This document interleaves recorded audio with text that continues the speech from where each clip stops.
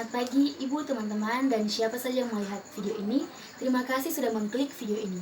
Perkenalkan, nama saya Tresya Leni Angkota Muni, biasa disapa Tessa. Saya adalah mahasiswa aktif di Universitas Kristen Indonesia Maluku, Fakultas Kesehatan Prodi Keperawatan Kota Ambon. Di saat ini saya akan membuat tugas dari mata kuliah keperawatan medikal bedah. Jadi, kami diminta untuk membuat leaflet dalam beberapa bentuk penyakit. Dan saya mempunyai penyakit, yaitu penyakit hipertensi, masih berhubungan dengan video pertama saya yang saya upload. Dan di saat ini saya sudah membuat leafletnya. Kami juga diminta untuk mempresentasi leaflet tersebut dalam bentuk video. Nah, jadi saat ini saya akan mempresentasikan hasil kerja saya tentang leaflet itu. Untuk itu, selamat menyaksikan. Ya, jadi Ibu dan teman-teman, sebelum kita tahu lebih jauh tentang apa itu hipertensi, kita harus tahu dulu pengertian dari hipertensi itu tersendiri. Jadi saya sudah pernah menjelaskan pengertiannya pada video saya sebelumnya, namun saya akan mengulangnya lagi pada video ini. Jadi hipertensi atau tekanan darah tinggi adalah suatu keadaan di mana tekanan darah sistolik lebih dari 140 mmHg dan tekanan diastoliknya lebih dari 90 mmHg. Nah, yang kedua, hipertensi tersendiri itu mempunyai gejala-gejala tersendiri. Jadi setiap penyakit akan ada tanda dan gejalanya. Nah, tanda dari hipertensi itu sendiri yaitu tidak semua penderita akan diserang oleh tanda dan gejala.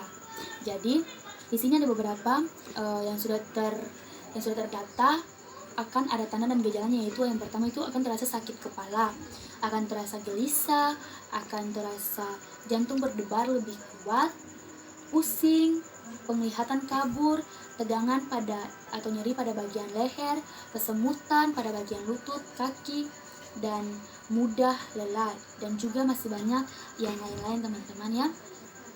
Selanjutnya pada tekanan darah hipertensi ini mempunyai angka-angka normalnya. Di sini saya akan membacakan angka-angka normalnya. Jadi pada dasarnya atau menurut WHO, untuk angka normal seorang mempunyai tekanan darah harus pada 100/120/80 mmHg. Nah, untuk prehipertensi atau jenjang untuk sedikit naik tekanan darahnya itu pada 120/139 mmHg untuk tekanan sistoliknya, dan untuk tekanan diastoliknya sekitar 80/89 mmHg. Jadi itu untuk prehipertensinya. Jadi untuk yang sudah mau dibilang darahnya sudah mulai, tekanan darahnya sudah mulai naik. Yang berikut untuk hipertensi stage 1. Jadi untuk hipertensi stage 1 untuk tekanan sistoliknya dari 140/159 mmHg, dan untuk tekanan diastoliknya dari 80/99 mmHg. Selanjutnya untuk hipertensi stage 2 dari lebih dari 160 mmHg untuk tekanan sistoliknya, dan untuk tekanan diastoliknya lebih dari 100 mmHg. Nah, selanjutnya, kenapa hipertensi itu dapat terjadi, atau faktor-faktor pemicu apa saja yang menyebabkan hipertensi itu bisa terjadi? Nah, ada beberapa faktor yang muncul sampai menyebabkan terjadinya hipertensi. Yang pertama, diakibatkan oleh faktor keturunan. Jadi faktor keturunan atau gen ini bisa memicu seorang hipertensi. Nah, contohnya misalkan opa dari ayah saya adalah seorang dengan hipertensi. Nah, jika papa saya juga dengan seorang hipertensi, maka kemungkinan besar atau 90% saya juga pasti akan terkena hipertensi atau tekanan darah tinggi tersebut. Yang berikut, faktor usia. Jadi, untuk hipertensi ini kebanyakan terjadi pada faktor yang sudah umurnya sudah lansia, dan kebanyakan juga terjadi pada laki-laki. Yang berikut adalah konsumsi lebih garam dapur. Jadi konsumsi lebih garam dapur atau keracunan garam dapur ini bukan berarti seorang tersebut keracunan garam dapur atau sengaja memakan garam dapur yang banyak. Tidak, namun terjadi secara perlahan-lahan akibat makanan yang dikonsumsi itu terlalu kelebihan dari garam. Yang berikut adalah kegemukan. Jadi seorang kegemukan atau obesitas ini akan lebih besar potensinya untuk teridap penyakit hipertensi. Yang berikut, stres. Jadi ketika seseorang stres, emosi atau marah, maka itu akan memicu jantung mereka dan bisa menyebabkan hipertensi itu. Yang berikut, penyakit lain. Jadi penyakit lain ini misalkan ada seorang yang karena ada penyakit yang lain sehingga seseorang tersebut merasa sakit, maka tekanan darahnya dia itu akan semakin naik karena dia itu pikiran. Selanjutnya, konsumsi obat yang mengandung atau dapat meningkatkan tekanan darah tinggi. Yang berikut,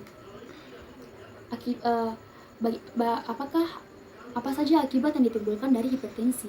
Jadi ada banyak akibat yang dapat ditimbulkan dari penyakit hipertensi, teman-teman. Iya, jadi ada beberapa contoh dan akibat yang ditimbulkan dari hipertensi yang sudah saya dapat. Yang pertama itu stroke.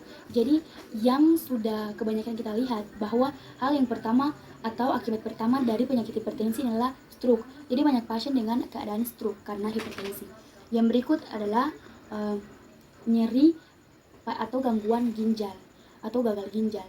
Yang berikut adalah penyakit jantung, dan yang terakhir yaitu kematian. Sebenarnya masih banyak lagi yang penyebab atau akibat dari penyakit hipertensi ini, namun karena slide-nya maka yang saya pilih hanya 4 ini karena sudah kebanyakan yang kami temui.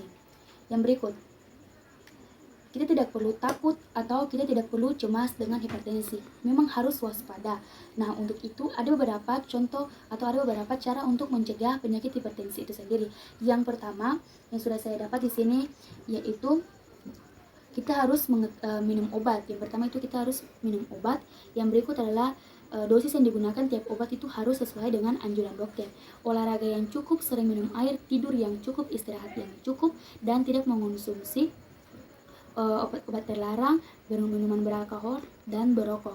Juga ada tambahan di sini untuk mengetahui perbedaan antara obat-obatan yang harus diminum untuk jangka panjang, yaitu obat tekanan darah. Maka kita harus jika kita sudah merasa tekanan darah kita tinggi, kita harus segera pergi ke klinik atau ke puskesmas terdekat agar bisa mendapat perawatan atau tindakan perawat yang lebih akurat. Untuk itu demikian dari saya. Jika yang saya tampilkan ini masih kurang atau ada kesalahan, saya mohon maaf.